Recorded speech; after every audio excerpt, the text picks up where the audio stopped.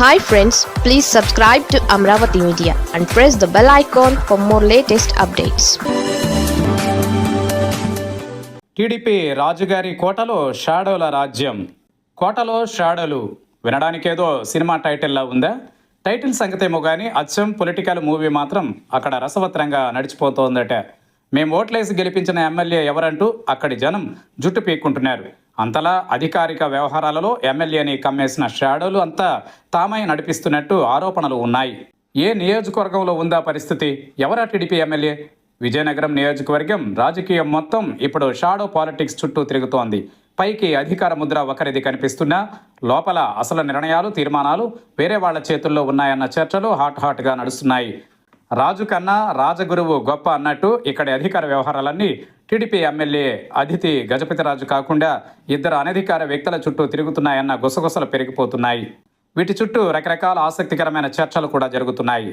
Shadow వ్యవస్థల విషయంలో ఎమ్మెల్యేలు జాగ్రత్తగా ఉండాలని సీఎం చంద్రబాబు పదే హెచ్చరిస్తున్నప్పటికీ విజయనగరంలో మాత్రం ఆ హెచ్చరికలు చెవిన పడ్డట్టు లేదని టీడీపీ వర్గాలే మాట్లాడుకుంటున్నాయి. అధికార వ్యవహారాలు, కాంట్రాక్టుల కేటాయింపులు, ఉద్యోగుల బదిలీలు ఒకటేంటి ఏ అంశమైనా ఆ ఇద్దరి అనుమతి లేనిదే ఫైల్ కదలదని మేడం నిర్ణయం తీసుకోబోరన్న తెలుగుదేశం కార్యకర్తలే చెప్పుకుంటున్నారు. ఏ అంశమైనా ఆ ఇద్దరి అనుమతి లేనిదే ఫైల్ కదలదని మేడం నిర్ణయం తీసుకోబోరన్న తెలుగుదేశం కార్యకర్తలే చెప్పుకుంటున్నారు. క్షేత్రస్థాయిలో రాజకీయ బలం పెద్దగా లేని ఇద్దరు షాడో ఎమ్మెల్యేలుగా చలామణి అవుతూ అధికార వ్యవహారాలలో మితిమీరి జోక్యం చేసుకుంటున్నారన్నది లోకల్ వాయిస్. సదరు షాడోలు ఎక్కడో టెక్నిక్ కూడా వాడుతున్నారట. తమ మాట వినని ప్రభుత్వ సిబ్బందిపై వైసీపీ ముద్ర వేసి కీలక స్థానాల నుంచి బదిలీ చేయిస్తున్నారన్న ఆరోపణలు ఉన్నాయి. చేతికి వచ్చిన అధికారమే చక్రవర్తి తనం అన్నట్టు కొందరు అధికారులను సైతం పట్టించుకోకుండా బదిలీలు జరుగుతున్నాయని చెప్పుకుంటున్నారు.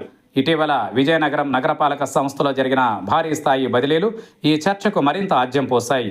ఒకేసారి దాదాపు 28 మంది ఉద్యోగులను మార్చడం ఆ వర్గాలలో కలకలం రేపింది. వీరి పాచికలకు సాధారణ ఉద్యోగులే ఎక్కువగా ఇబ్బందులు పడుతున్నారని చెబుతున్నారు.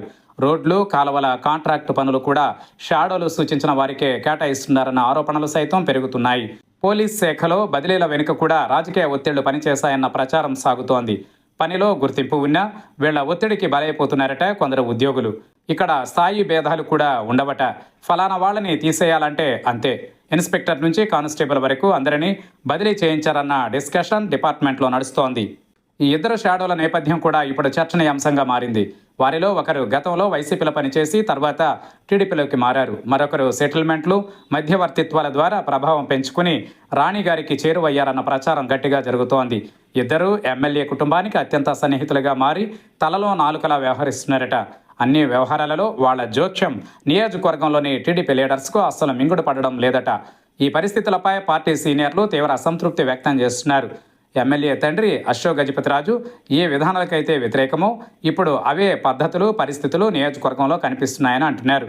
2 ఏళ్ల వ్యవధిలోనే ఎమ్మెల్యే చుట్టూ ఏర్పడిన ఈ షాడో వ్యవస్థ కారణంగా ప్రజలలో వ్యతిరేకత పెరుగుతోందని పార్టీలోనే గుసగుసలాడుకుంటున్నారు.